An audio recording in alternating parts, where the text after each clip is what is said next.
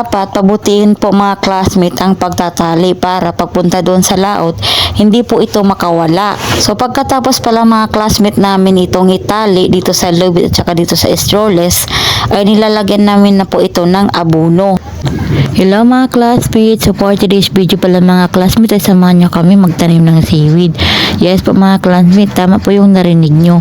Ngayon po ay magtatali kami ng seaweed dito sa strollers at saka dito sa lubid. Seaweed talaga po ang aming kabuhayan dito sa island ng Sibuto. Yan po ang aming hanap buhay at yan din po ang bumubuhay sa amin. Mula pagkabata po mga classmates hanggang tumanda, hanggang sa nagkaroon na po kami ng asawa. So actually mga classmates, hindi naman po talaga kami taga dito.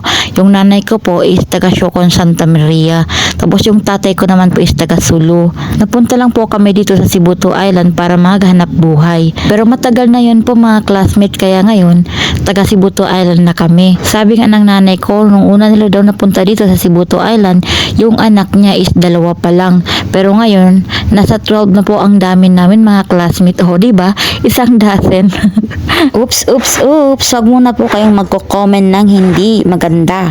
Kasi po, ay sinadya talaga ng magulang ko na magkaroon sila ng anak na marami. Kasi daw, ay nakakatulong naman ito sa kanila paglaki. O, kita niyo naman, diba mga classmates?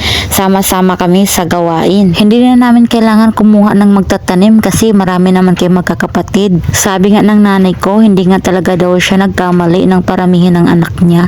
Kasi paglaki daw, nakatulong naman sa kanya. Balik nga tayo dito mga classmates sa pinag-uusapan natin. 2 klase pala mga classmates ang seaweed na tinatanim namin ngayon. Which is merong tambalang ang tawag. Tapos yung nakikita niyo po na tinatanim ko, ang tawag dyan po is ispi.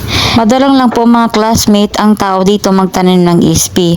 Kasi mababa ang 1 kilo nito. Nasa 15 pesos lang po 1 kilo o nasa 10 pesos lang po.